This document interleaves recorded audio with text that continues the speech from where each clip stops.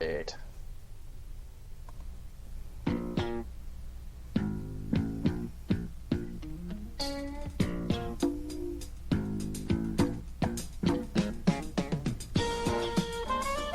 Welcome to On Trial, starring Mark Radulich, also starring Sean Comer. Hope you're ready, Hollywood, because you're on trial.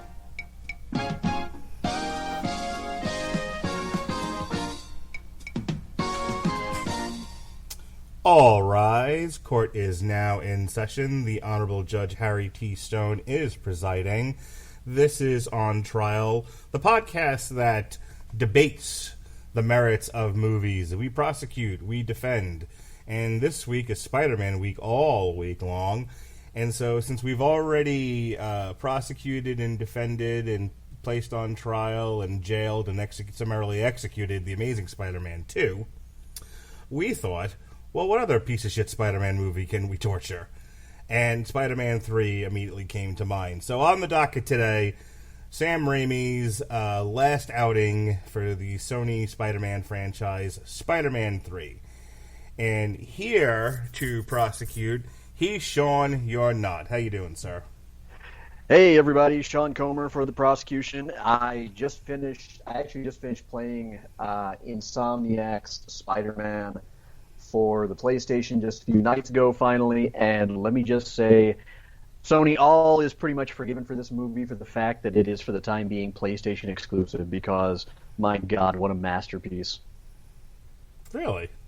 This is arguably probably one of the best Spider-Man stories that'll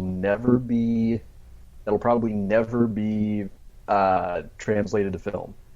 It is outstanding from top to bottom and kind of includes little nods to the Marvel Universe and just about every single era and adaptation of the franchise, right down to the movies. Wow, okay. Highly recommended. All right, so what do we got for notes on Spider-Man 3? I know this is one where Sony couldn't keep their mitts off of Sam Raimi's project, and it became an overbloated mess. There are some merits to the movie, which I'll talk about in my defense, but how did we get to this hodgepodge? Yeah, about that. I'm going to save the gist of the really juicy details for my case, but development on Spider-Man 3 began immediately after the humongous, at the time, nigh unprecedented success of Spider-Man 2, which, upon its release in 2004, kind of became the reigning title holder as quite possibly the greatest comic book movie sequel ever made, and superior in just about every way to the first movie. And that is damn sure reflected in the numbers as well. It grossed $890.9 million globally. It is the highest grossing. I'm sorry, I kind of phrased that badly. Those are not the numbers for Spider-Man 2. Spider-Man 3, at least financially, lived up to the second movie's legacy. Spider-Man 3 grossed $890.9 million globally, making it the highest grossing of the Raimi trilogy and the third highest grossing film of 2007. Now, again, I'm going to spare you some of the details for my actual case, so I have something to talk about. But while it was a financial hit for Sony, the production process eventually drove Sam Raimi out of the franchise entirely. And by and large, his departure also meant that out of sheer loyalty, Tobey Maguire and Kirsten Dunst left right alongside him. The creative differences often were rooted in what was a bloated story, flat-out weird pacing, and the notorious excess of villains shoehorned into this. And as a result of Raimi, Maguire, and Dunst leaving, Sony dropped plans for a fourth and possibly even a fifth and sixth movie in the series, and at the time, a then already in the works Venom spinoff. Interestingly enough, one little bit of trivia that I will let out here. Storyboard artist Jeffrey Henderson would claim years later that the plans for the fourth movie centered on Bruce Campbell's French waiter from Spider-Man 3 from the fancy restaurant engagement scene, eventually becoming Quentin Beck, better known as Mysterio.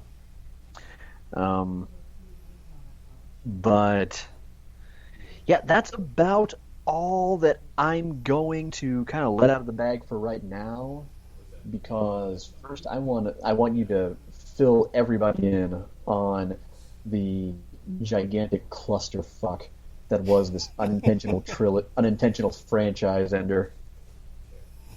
All right. Well, our film takes place 2 years after Spider-Man 2. Things are going reasonably well for Spider-Man. He's the toast of the town. He's dating Mary Jane, who is a professional actress. Where we last left him and Harry. Harry had discovered that Peter was Spider-Man, and he had mistakenly thought that Spider-Man had actively killed his father, the Green Goblin, and so he's sort of tortured by that revelation. And where we left him in Spider-Man 2, he was out to get Spider-Man. So that's where we pick up with this movie. And an asteroid has landed on the Earth, which has a symbiote in it that is Venom. And that's where we are. We meet Eddie Brock, who's played by Topher Grace, and he's sort of, evil Peter Parker. He's a shitty tabloid journalist type, shortcuts, that sort of thing. We meet Gwen Stacy, who is Peter's lab partner, and she's dating Eddie Brock. There's an accident. There's an accident involving a crane. Spider-Man saves Gwen Stacy from nearly falling to her death, like she does. Other than Spider-Gwen. What Gwen Stacy, best known for falling to her death. Spider-Man saves her.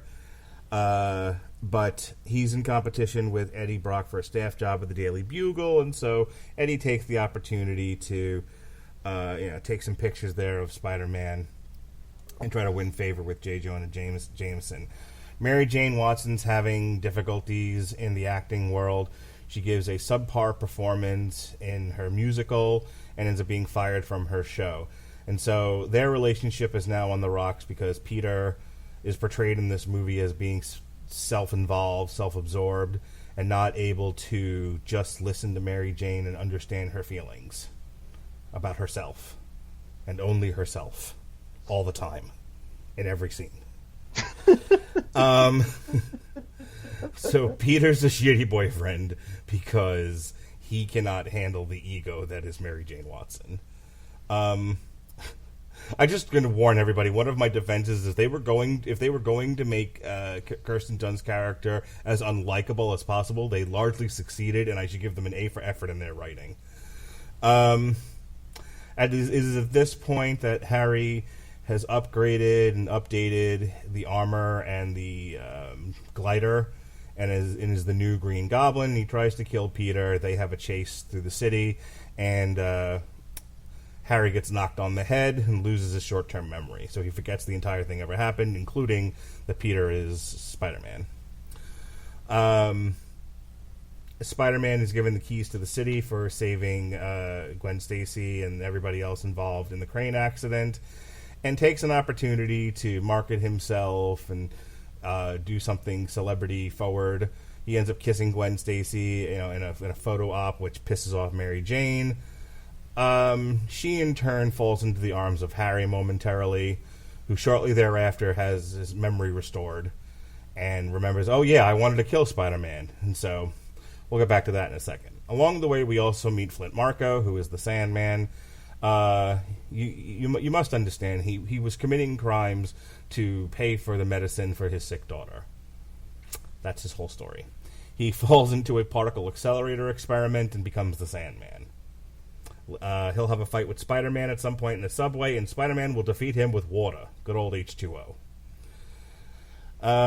We'll see him later on in the film. So, Harry remembers that he wants to kill Peter. Mary Jane is on the outs with Peter, but they're trying to mend fences. When Harry tells her, "Hey, if you don't want me to kill Peter, then you need to do what I tell you," and she stupidly does exactly what he says.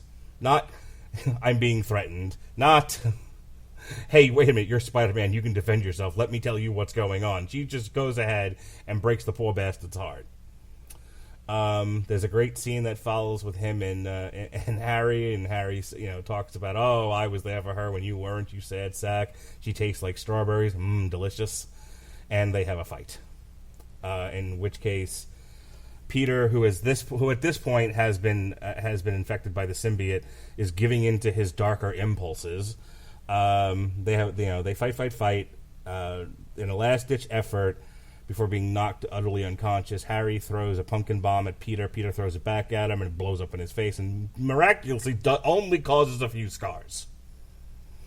I guess that's that super soldier serum he was taking. It gave him also Wolverine's healing factor, and saved him from an explosion in his face. So he's out there. Eddie Brock doctors up a picture of Spider-Man the way J. Jonah Jameson wanted. He wanted to put Spider-Man in a bad light, and so Brock doctored up a photo that made it look like Spider-Man had robbed a Brink security truck, the one that the Sandman was trying to rob. Peter exposes him, and he loses his job.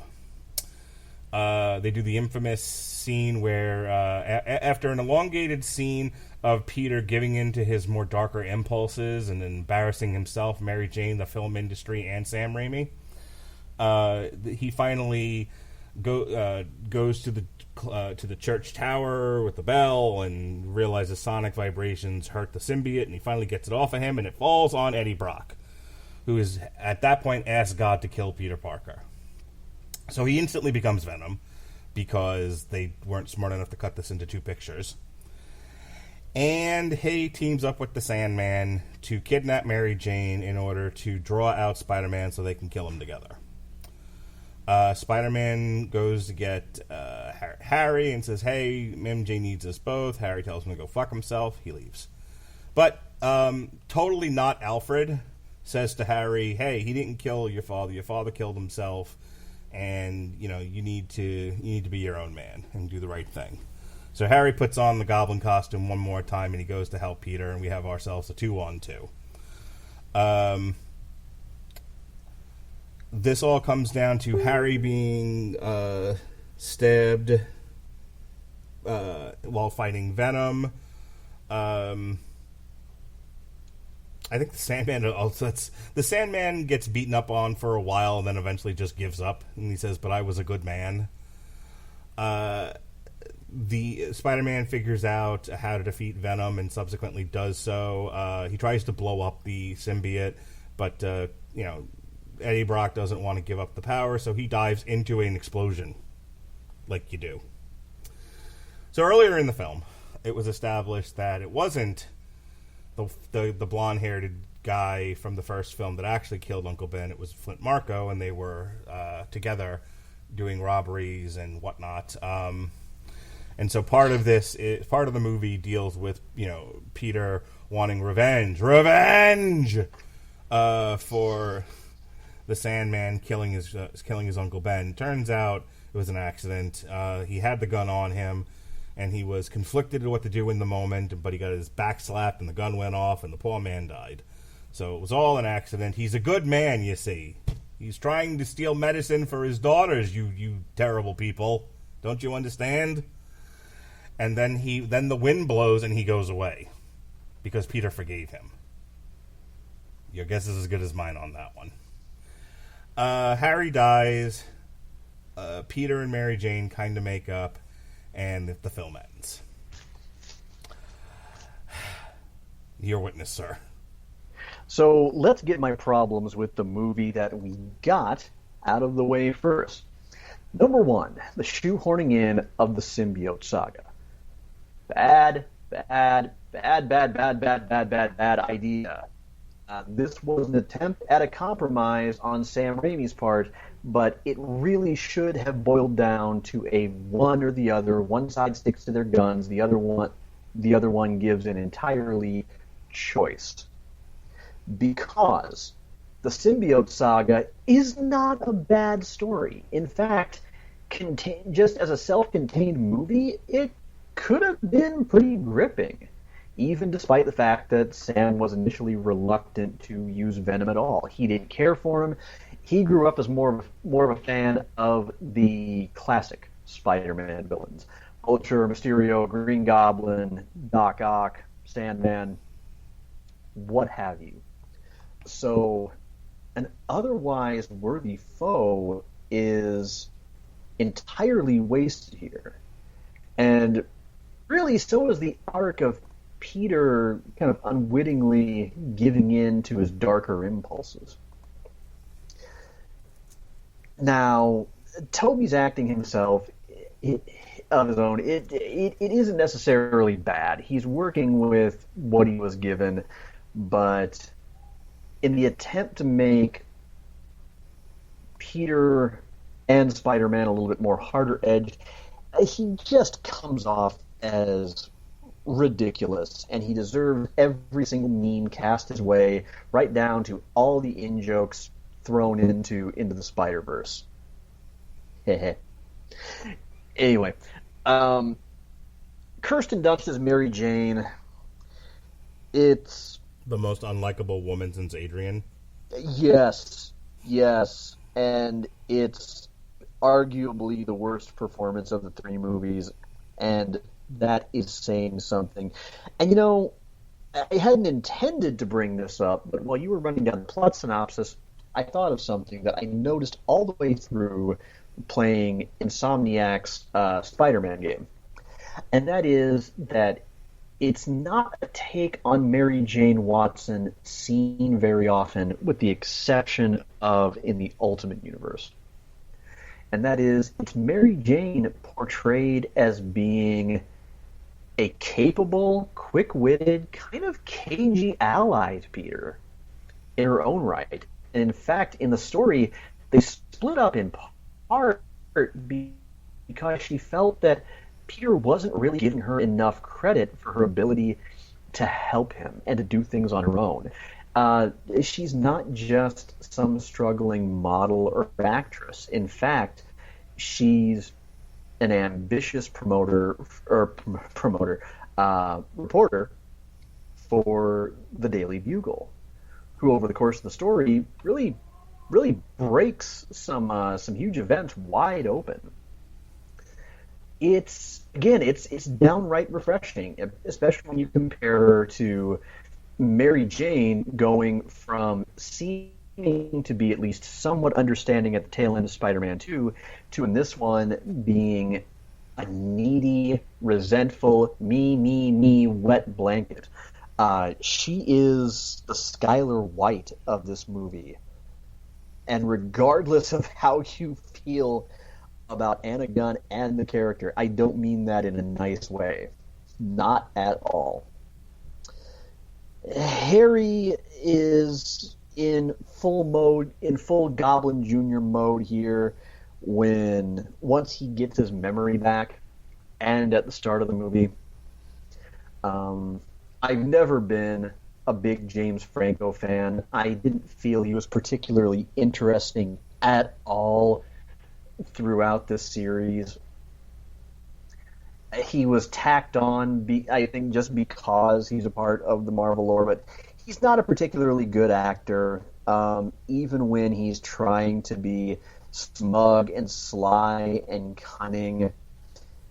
You know, I still think Willem Dafoe would be flat out ashamed to call him his son. In fact, maybe that should have been just kind of played up just that much more.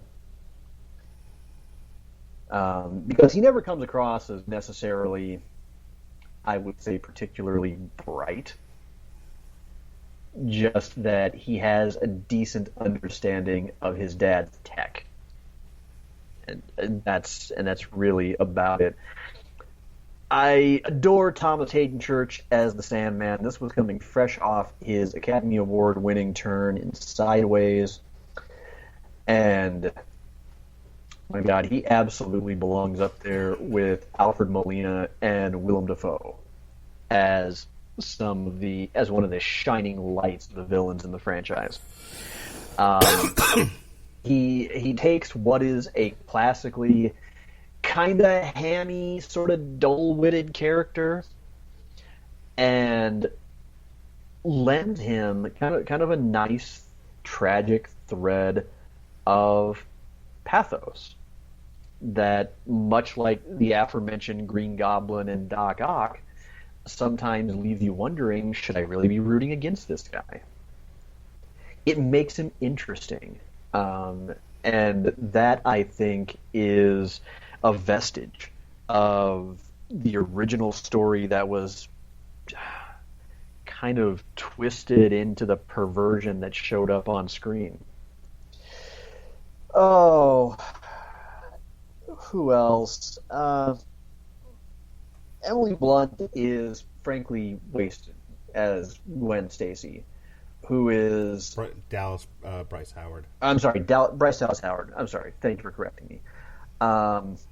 Who is shoveled into the movie instead of being done justice as easily one of the most pivotal figures of Peter's entire existence. As someone who plays a key role in his evolution as Spider-Man. And she's in and out and doesn't really seem all that important. She's as much of an afterthought in this Peter's life as Mary Jane in most instances. And oh God, that brings me to saving the worst for last. Topher goddamn Grace.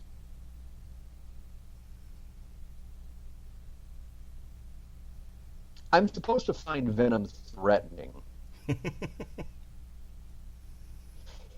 He's supposed to be one of Spider-Man's most terrifying villains. Instead, I'm thinking that this little nonce is going to be taken out at any given moment when Red Foreman explodes around a corner, shouts dumbass, and lariats his stupid dyed blonde head off his shoulders. This was a poor choice. Bad studio. No cookie. Stop giving this man work. He's not worth it. He's moderately on a level as Ashton Kutcher. And my God, if that doesn't tell you all that you need to know. Just, it baffled me at the start, and quite frankly, the saving grace of this is, in my opinion, Jake Fox is no longer the worst person to ever act as a villain in a Spider-Man movie. I mean, that was the low bar that Jamie had to clear, and he just barely made it. So anyway, that being said, before I hand this case over, let's get in to instead what we almost got. First of all, Venom and Gwen Stacy were forced into the movie at the producer's request. Sam initially wanted to tell a much, much tighter story. In his original vision, Peter goes on a journey of discovering his humanity through his rogues via his battles with the Sandman, who seemingly was to have more or less the same kind of arc he had in this movie. And he learns forgiveness when it comes to him that, Flint Marko was Uncle Ben's killer. They were also going to wrap up Harry's arc without him entirely following in his dad's footsteps, but kind of halfway going along that path. And that sounds like a much, much tighter story.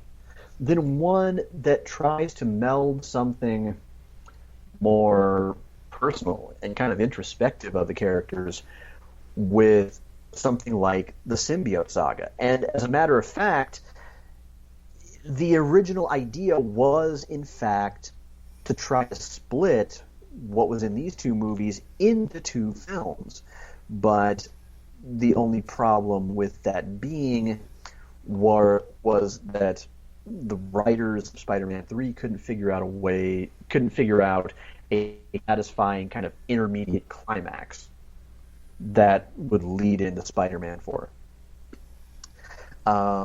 This is a product of the fact that Raimi's general raison d'etre was he wanted to focus on his favorite classic villains. This is why we started with the Green Goblin, we moved on to Doc Ock, the third movie was going to focus on the Sandman.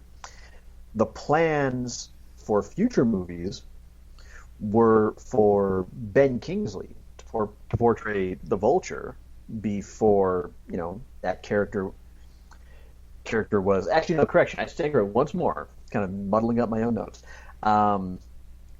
Ben Kingsley was going to initially play the Vulture in one draft of Spider-Man 3 before the character was eventually written out. Instead, the producers forced in Venom because they were more hell-bent on going with the cooler modern villains that they thought the kids wanted. As a result, we also never got Anne Hathaway entering the picture as Felicia Hardy, so we never got Black Cat either. Raimi was against Venom from the beginning because he disliked his lack of humanity and didn't feel that played into the story that he wanted to tell. But as time went on, he eventually kind of grew to accept him and even almost kind of like him a little bit. And again, this would have been the midway point of a franchise that we'll never know where it would have gone in the 3 subsequent movies or the Venom movie. We never got that fabled Sinister Six movie that was reportedly in development at one point. And it's all because the studio just wanted to do too goddamn much with this one.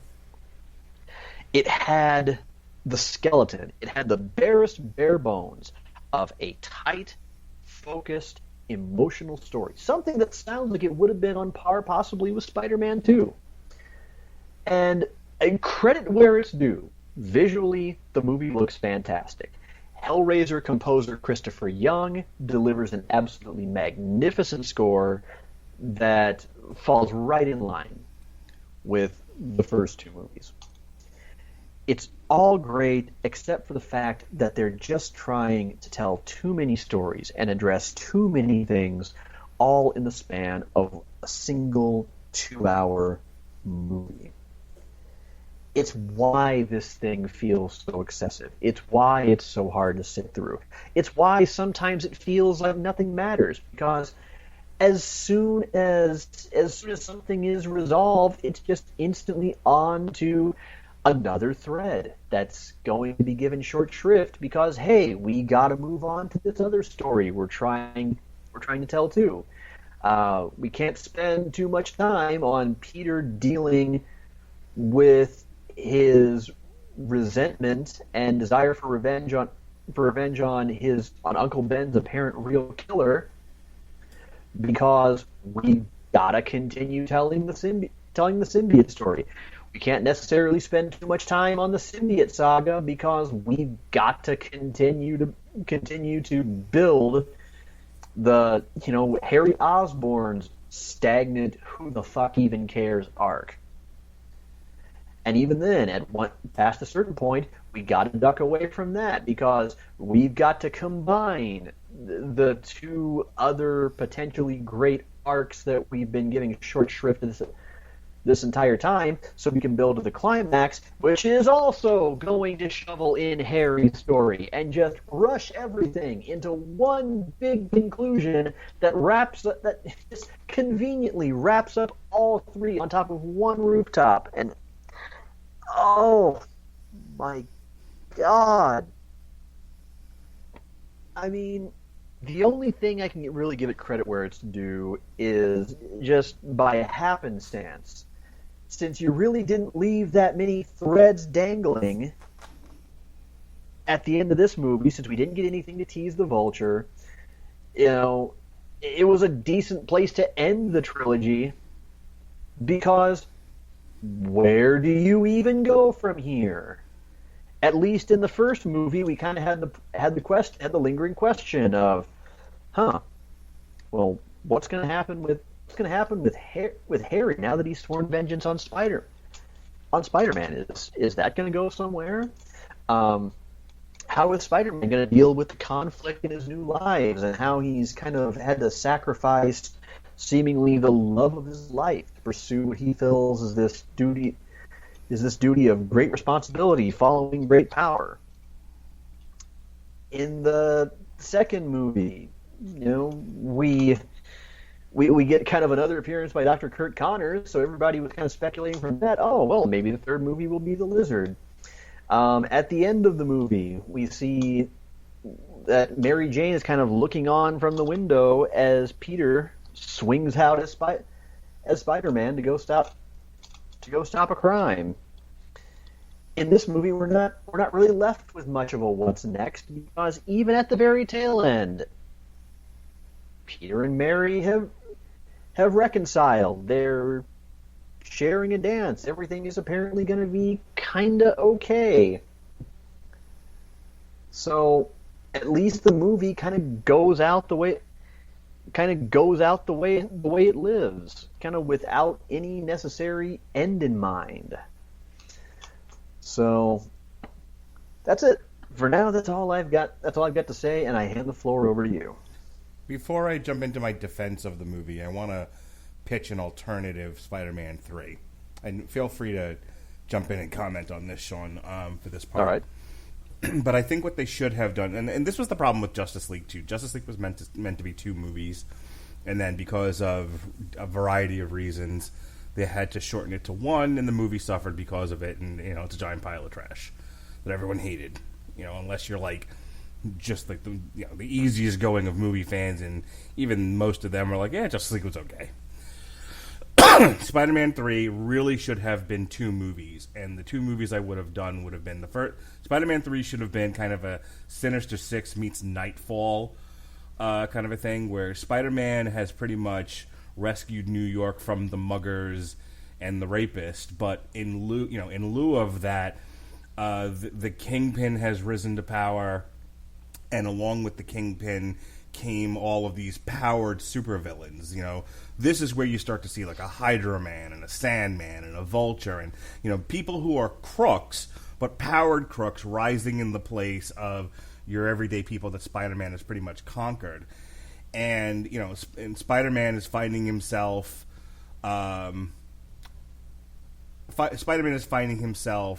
unable to take down these rogues in the condition that he's in, and then you bring in the alien suit, and the alien suit gives him all these extra powers and makes him more aggressive, and this all, he's being dogged by tabloid reporter Eddie Brock, who's getting all of these photos and getting in Spider-Man's face and pushing the agenda that J. Jonah Jameson wants, all the while Peter's, this is that first part of the symbiote arc, right? That Spider-Man just got lost. And I think you could have introduced the Black Cat and all of that as well, like they did in the comic book.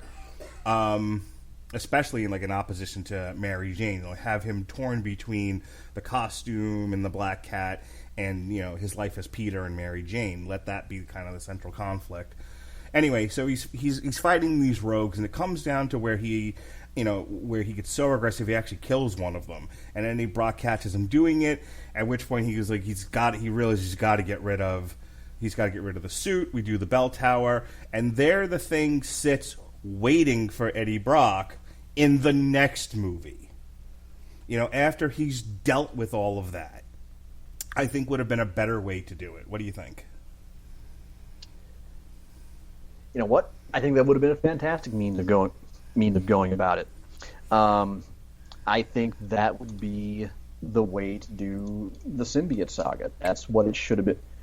Should have been, I think, in the fourth movie, and I would have rather had that set aside entirely and dealt with appropriately. Right. And Venom needed his own movie.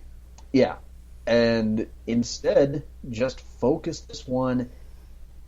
I mean, yeah, you know what? No, I almost said maybe don't entirely do the Sandman. Maybe do Vulture instead. But you know what? Then it's just the same problem, just with different. Just with Well, the that's what I'm saying. villains. Still Like, have too many. Go the Kingpin / Sinister Six route. Where you have all of these powered guys, and Peter's and the arc is Peter first is having difficulty with them, and then takes them all down eventually because he's got the power of the symbiote. But let him go too far. That's story enough. Have him also torn between the Black Cat and Mary Jane. And I think you kind of keep Mary Jane largely the same way she was in this. Wholly unlikable, but the love of Peter's life for some odd reason. Well, okay, then here's what I would suggest. Third movie, you tell the Sandman story that you did in this one, except longer and much more focused, and to much the same end as you did in this one, except you leave Gwen Stacy out entirely. Yes. If you're not going to make the character as important and as critical in Peter's life as she was in the comics, which at this point I don't know how you would do that. I don't know how you could do it, since you've already killed the Goblin, and Goblin was the one who refresh my memory, Mark. My comic knowledge is a little bit hazy. Was it Peter's web or the Goblin that killed Gwen? I believe the Goblin just drops her off a bridge. Yeah, but the way I seem to remember it, Peter I know in the webbed Amazing Spider-Man 2, it's the web that kills her. Okay, well, yeah, I couldn't remember from the comics. Yeah, I couldn't tell you either.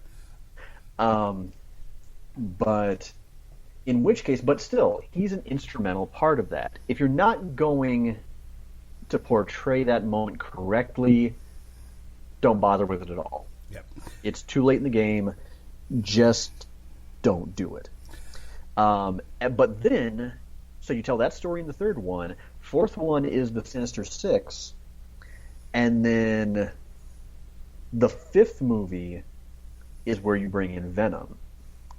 And then maybe if the Venom movie is a hit, you introduce Carnage as the big bad of the sixth movie. Yeah, I think if you do it, the third one is Sandman and Black Cat, the fourth one is the Sinister Six, and the fifth one is Venom. And then I think you can get to lucky number 7 as Maximum Carnage. I think you've got six. I think you've got a slate of 6 movies there that are really, really strong. But from the third to the sixth movie, you're telling this really long, epic story. That starts with Sandman and Black Cat. You have the middle part is the Sinister Six, and then you have an entire movie dedicated to Venom. I think. And this goes into my defense, and so I kind of started here. I feel like Sam Raimi, that's kind of where he wanted to go, but because Sony interfered too much in this movie, he was forced to, as you put it, shove way too much in there. And look, there's no defense against that. The movie's a muddled mess. I'm not going to sit here and pretend that it isn't. But I am going to focus on, despite the fact that the plot is muddled, the pacing is off, the performances are a bit uneven, and the characterizations are in many cases unlikable, there are some high points to this movie, and that's what we're going to focus on before we turn this over and out. So let me first start off with Sam Raimi is a great visual director. Say what you will about the characterization of the Sandman, he looks fucking great in this movie. Oh yeah. I hope you don't mind if I chime in with the odd exclamation now and then, because I really find this fascinating, because I'm with you in that part of the reason why I resent this movie so much is that there's so much about it that I liked. Mm. So the sequences involving the Sandman, and I feel like if they had just focused on that, would have largely saved this movie. You can't fault the actors, I think, for the performances that they gave. They didn't give Kirsten Dunst anything to be likable over, look, I've seen Kirsten Dunst in other stuff. She's a fine actress. So I'm not going to sit here and be like, oh, she acted badly in this. They gave her nothing to work with. They made her a miserable shrew in this movie and wholly unlikable. I just watched it again this morning and I'm like, wow, did somebody just like hate this character, whoever wrote this? They made her the worst. And with absolutely no redeeming qualities at all. There's no redeeming point in the movie for her. Save this one scene. And I'm going to talk about James Franco's performance. See, this is where I disagree with the prosecution. I think James Franco, you have to watch. James Franco is defined by the project he takes. There are certain things he's just not good at. And there, they shouldn't have made that Wizard of Oz movie with him. 2, if they were going to make it, he shouldn't have been in it. But either way, there are just certain movies where James Franco has kind of done the John Travolta thing and just chosen a bad role for himself. On the other hand, see him in things like The Deuce. He's amazing in The Deuce. He's one of the best. He's one of the best performers in the entire show. So, yeah, I think James Franco gets a bad rap. He's not bad in this. I think he's not given a tremendous amount to work with. I think they wanted him to be bigger and broader, and he's not really capable of that. And so he tries, and it gets kind of hammy and scene chewy, but also unwatchable. However, the scenes where he gets his memory back and he's manipulating Mary Jane and Peter, and he's rubbing it in Peter's face, are his best stuff. And there he truly shines. If you watch the scenes where, and I'm going to link this back to Mary Jane, there's a scene where she goes to see him, and they cook in the kitchen, and, if you're watching a Spider-Man movie, you're waiting to throw your shoe at the screen watching that scene, because you're like, what? We've suddenly left Spider-Man and we've gone into this rom-com thing between these two characters. And I get people's frustration with that. But if you take some ADHD medication and just watch the scene, watch the performance, those two lit up the screen. I don't think they get the credit for that they should, because everyone's just mad at this movie, and they're mad at that scene, and they're mad at a lot of things going on. But watch it with a critical eye. James Franco and Kirsten Dunst have all the sexual chemistry, and Tobey Maguire and Kirsten Dunst have none of it, which is a huge problem with this entire trilogy. I'm sorry, Tobey Maguire and Kirsten Dunst are oil and water. They suck together. But James Franco and Kirsten Dunst actually have some magic going on, and it comes out in that scene, and it's an actually enjoyable performance to watch. So again, the movie in large part doesn't work, but there are high points in it that should be applauded, and that's one of them. The sequences that follow, where James Franco is first in the diner with Peter, and he tells her, like, oh, by the way, I'm the one that broke you guys up, or whatever he says to him. The next thing that happens is the way Peter walks out, and the waitress says, "How's your pie?" And he's like, "So good." Oh my God, he's just dripping with awesome smarminess. Again, there's a moment in that movie that he just captures so well, and he's so good.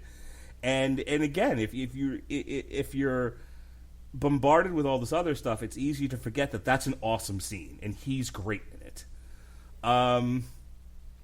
The confrontation at the house in their final fight before he gets half his face blown off, when he's talking about Mary Jane coming to him and being there for her, and he starts talking about how her lips taste like strawberry. I mean, you want to get up and punch him, but that's the point of that scene. At that point, he's evoking rage from the audience, and he does it really well. So, give it to James Franco. He's not all bad. I mean, the stuff where he's the Goblin sucks, but he's the wrong character for that role. Like, he's a good Harry as long as Harry doesn't have to be the Goblin. If he's just a dick to Peter, he's awesome. So performances aside, the visuals I think were really good. The scene of Peter fighting with the Venom costume, with the symbiote in the bell tower looks amazing. I mean, like I said, visually, this movie, there isn't a whole lot wrong with it. I mean, there's some stuff with Venom and Topher Grace that's just unwatchable, but that's mostly because of Topher Grace.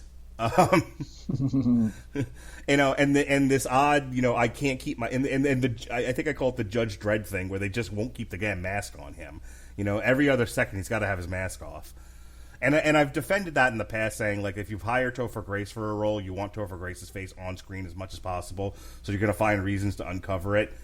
But giving him like Dracula fangs and stuff, and I'm like, it's fine.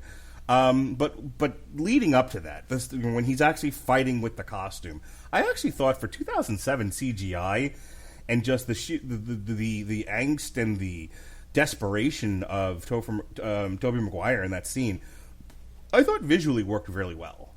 And so give it up to Sam Raimi in the art direction for all the Sandman stuff and all the stuff leading up to that scene, and that scene included, I think looks really, really good. It's not a bad-looking movie. The tension of having Mary Jane suspended in the air in the cabs and having the stuff fall on her and her nearly dying, that all looks really good. And so I'm not going to crap all over a movie where at least this element of it, the special effects, the fighting sequences. I mean, we talk about this all the time with things like the Transformers movies, where the fight scenes are like largely unreadable. This was. I mean, the art direction in this is probably one of the best things about it, because it certainly ain't the plot. So Spider-Man 3 is not quite the dumpster fire everyone makes it out to be. There's some... I'm going to talk about Tobey Maguire here for a second, going back to performances. Again, I think people get angry about it because people don't like what they gave him to do. They don't like the story he's in. It could have been fleshed out better. I talked about him. The whole point of the alien costume saga was him giving in to his darker impulses, and because of the rush job on this movie, that only takes up about 20 minutes out of a 2-hour picture.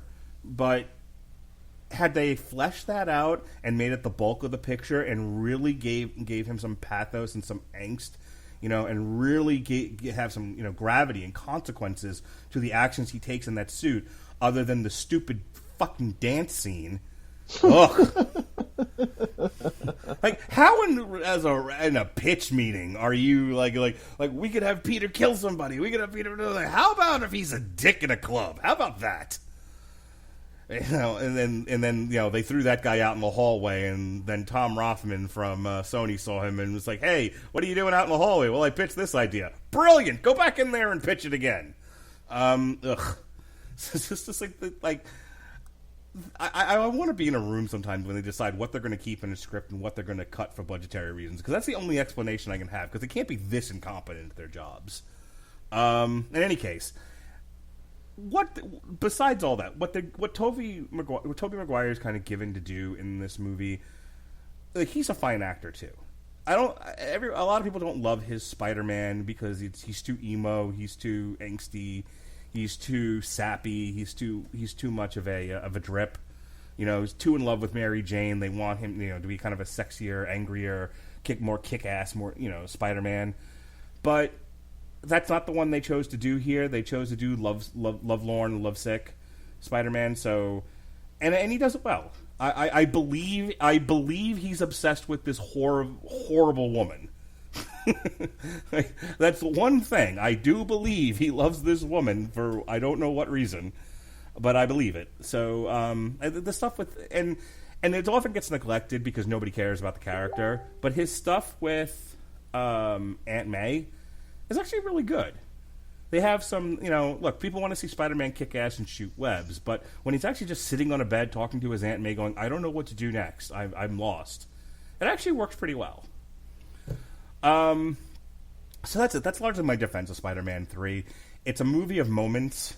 It's taken individually in those moments, it's actually not a bad watch. When taken as a whole, I can see why people want to bury it under a rock in a basement behind a door that says "Beware of the Leopard." Hang on one second. I need to put some Orajel in. And there we go. That's better. All right. Well, ladies and gentlemen of the jury, we have what I think is an on-trial first. Because I am going to more or less unilaterally declare this a draw. Because with the exception of a couple of extremely minor quibbles, I really don't have much to add, and I find myself, especially based on that proposed restructure of where franchise should have gone, agreeing with what the defense has had to say, and it sounds like the defense has largely kind of, admitted that a lot of what I pointed out was a fair cop. I agree. Visually, this movie is positively stunning. It is a testament to just what a great job Sony did across these three movies of bringing the aesthetics of a Spider-Man that Sam Raimi grew up with to life. Everything from the character design. Yes, I will admit Venom looks amazing, which is all the more reason I'm so fucking pissed that he was wasted in this movie. Sandman looks incredible. Even Gwen Stacy, even Bryce Dallas Howard looks like a spot-on Gwen Stacy. There's a good reason why everybody loves J.K. Simmons as J. Jonah Jameson. It nails all the visuals, just point by point by point. I have a hard time faulting the actors for much of anything. The only one where we may have to agree to disagree is on James Franco, because I can think of exactly 3 times where I've really enjoyed him. Number 1 was Milk, but that was Oscar bait. And prior to that, he played a hapless idiot in Pineapple Express and Freaks and Geeks. Geeks, which was his breakout. Have you watched The Deuce? No, I have not. You got to watch The Deuce. I'll maybe give it a try. I also just am not a big fan of James Franco as a personality, based on everything that I've seen, but that's just me. Yeah, he's a good, sly, conniving personal nemesis to Peter Parker, but as the successor to the Goblin Glider, honey, no. just no. God, no. You were a fucking terrible goblin. Yeah, from top to bottom. They really should have. I think he would have worked out better, going back to the plot that I pitched. I think he goes to the Kingpin and says, I need Spider-Man eliminated. Yes, and I would have liked that. I would have been fine with that. I will never have much of a bad thing to say about Tobey Maguire as a Spider-Man across these 3 movies. I think it is criminally unfair to Tom Holland in particular, and to a slightly lesser extent Andrew Garfield, that no matter how much effort they put in to their characters, everybody is still insistent on bitching, get Tobey Maguire back for Spider. Tobey Maguire is in his 40s? If they're going to do like a Spider-Verse thing, if they're going to do like a live action Into the Spider-Verse type of thing, where it's different Spider-Mans from different dimensions and stuff like that, and they want to bring him in, sure. I'd like to see him as sweatpants wearing Spider-Man. But you now hear all these people, even talking about we can get Tobey Maguire, but because the man's in his 40s and he's moved on. Yeah. Fuck's sake. Look, and with the condition of fandoms as they are right now, do you really think Tobey Maguire wants to be bothered with this shit show? Oh God, no! Fuck! Nor do I think Kirsten Dunst would want anything to do with it. Oh no, go! Kirsten Dunst has drinks with Natalie Portman, going, "Remember those Marvel movies?" And she says, "Ugh, I don't want to."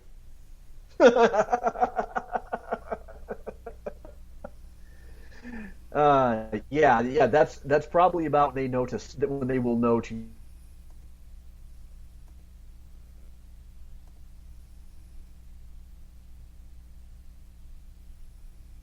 Don't.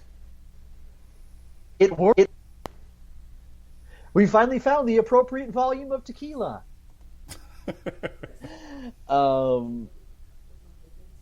Because, God, the fandom does not deserve the work that so many of these actors put into their performances. They really seriously, even the good ones. I didn't mention this before, but I mean, it doesn't change my argument at all. I actually like Topher Grace as like a shitty tabloid reporter.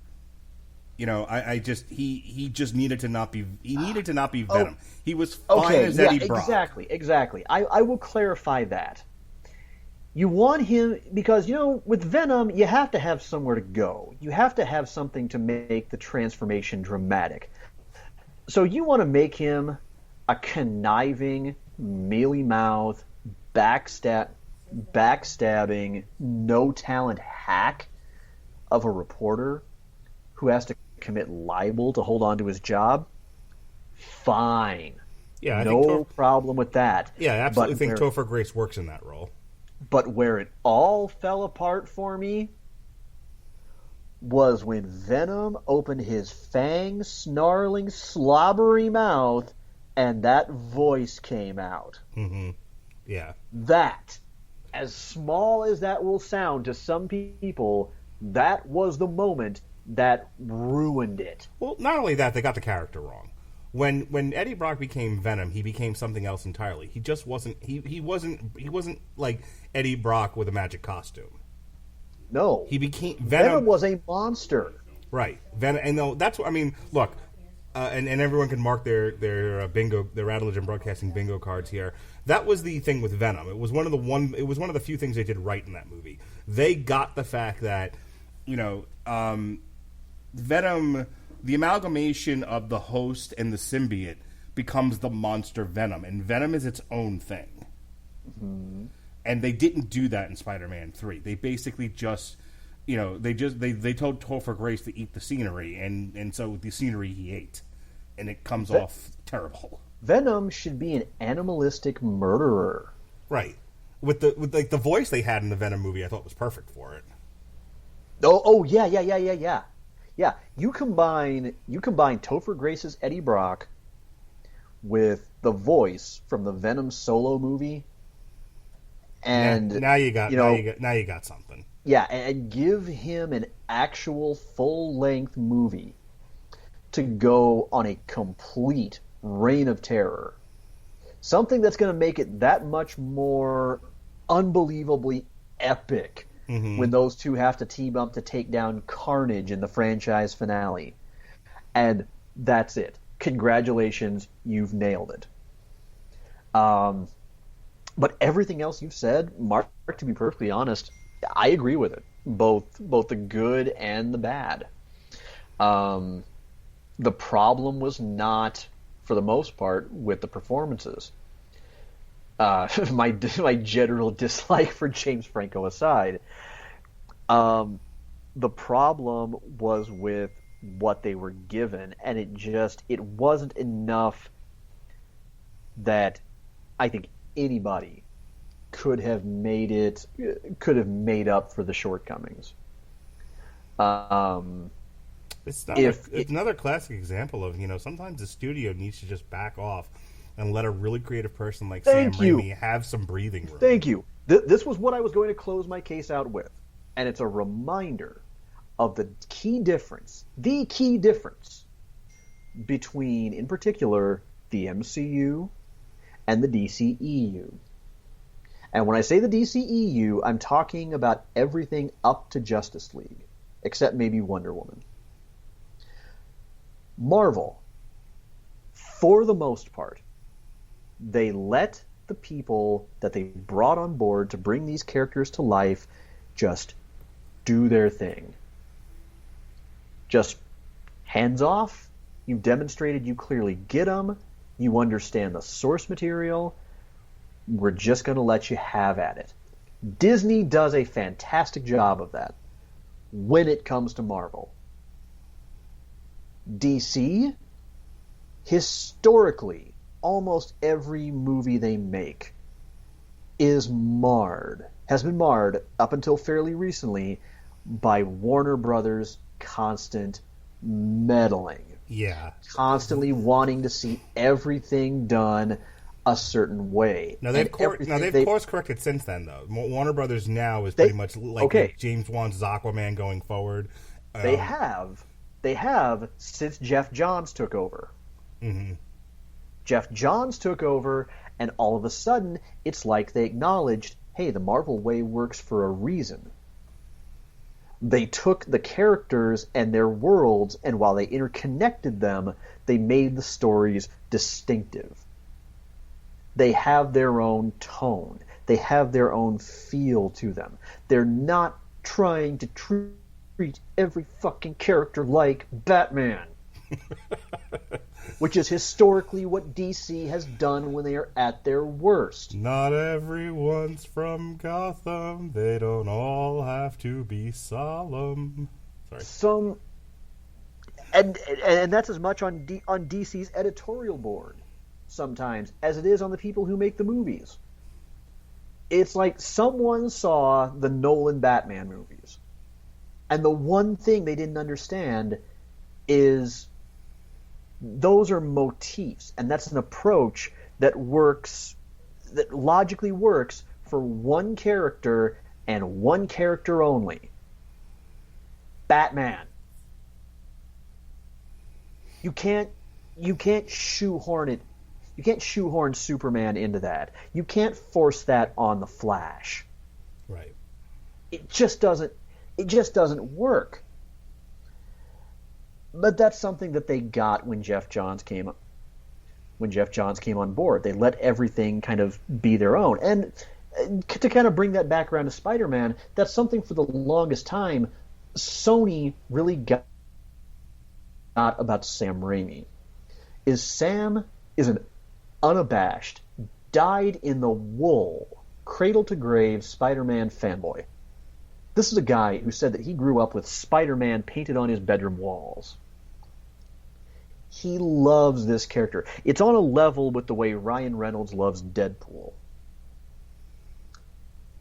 And so they let him really bring the worlds of the comics that he grew up with to life in a modern setting.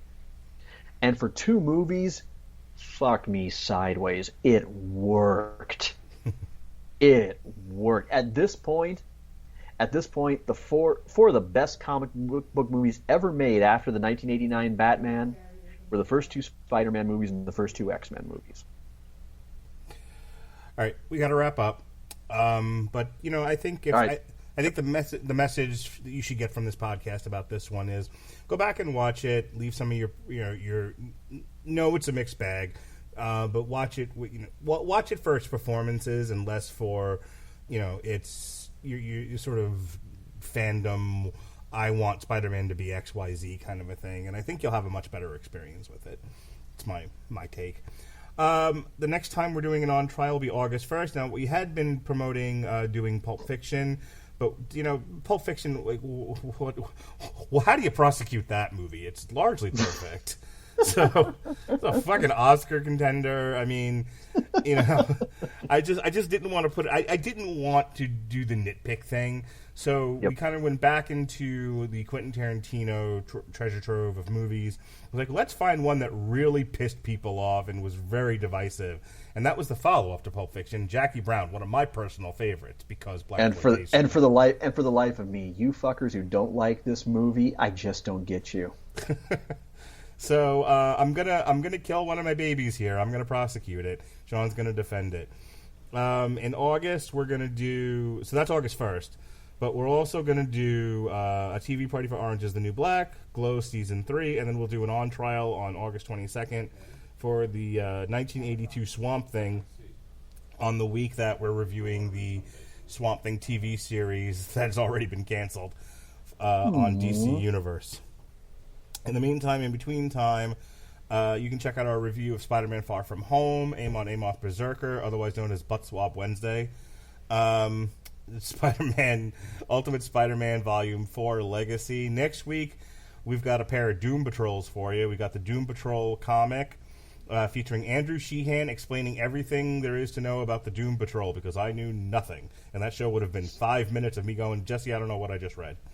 And then we'll have a TV party for the Doom Patrol series on DC Universe on July 18th.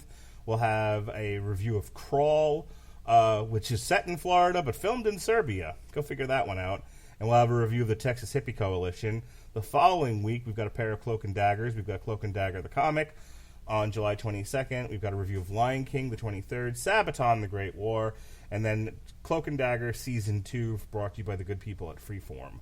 And then finally, we close out July with DC Hanna-Barbera 3, Once Upon a Time in Hollywood, L7, Scatter the Rats, and the aforementioned Jackie Brown. We've got sports, and wrestling for you.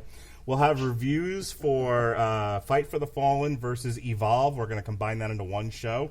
We'll have a review for Extreme Rules. And we'll have some alternate commentary for you for the Plant versus Lee fight, July 20th on Fox. You're watching Fox. Comic-Con is the 18th through the 20th, so hopefully we'll get some Marvel news during that period, and we may do a recording about it, we may not. I may just post a shit ton of articles to the Rattledge and Broadcasting Facebook page. And if you like this show, if you happen to have heard it somewhere and you're like, where can we get more of this nonsense, go subscribe to the Rattledge and Broadcasting Facebook page. Subscribe to the podcast on whatever platform you use. But whatever platform you're using, use Podcoin. Why waste your time listening to podcasts when you could get paid to listen to podcasts? That's what I'm saying, right? You could have spent the last hour listening to us babble about this halfway decent movie, and you could have gotten a Starbucks gift card for it. Why wouldn't you? Really? Yes. Yeah. I may have to give this a try. Yeah, Podcoin. We're on there. All your favorite podcasts are on there. If you're one of the people that listens to all 97 of Conrad Thompson's podcasts, they're all on there. Freakonomics, they're on there. You know, Freakonomics. Whatever podcast you like, except for a handful, except for a few, they're all on Podcoin. You sign up today. You subscribe to a podcast. You listen to at least 10 minutes of it. They're going to give you internet currency, and then if you save up enough of it, you can trade it in for gift cards. America. Hang on, a great country. I need to see if a certain podcast that I've rediscovered recently is available on here. It should. How do I? Where's the search feature on Podcoin? Yeah, there's a little magnifying glass. Oh, I'm on the website and it's just telling me to download the app. Download the app. Okay, I will do that in the car later. See, be like Sean. Why waste your time listening to podcasts when you can get paid to listen to podcasts? Yes, because fucking coin. I would love to get paid to listen to My Favorite Murder. That's right. All right, Sean. That's all my plugs. Do your thing, and then let's get out of here. You know what? It feels so good to actually be kind of a semi-steady content creator again.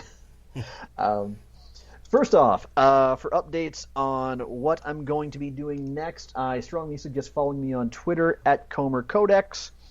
And as far as where else you can catch me, if you like what you've heard here, I have a weekly Twitch stream. Actually, it's up to the point where it's now a nearly daily Twitch stream. I typically stream Monday, Tuesday, Thursday, and Friday from 7 p.m. Central Time up until 10 p.m. I'm a variety streamer. I focus on kind of a combination of a couple of select competitive multiplayer games, particularly Overwatch and Dead by Daylight, and also some story-based games woven in there. Unfortunately, I am off for the next couple of days because myself and my family are going on a merry little pilgrimage to Tokyo and Tulsa.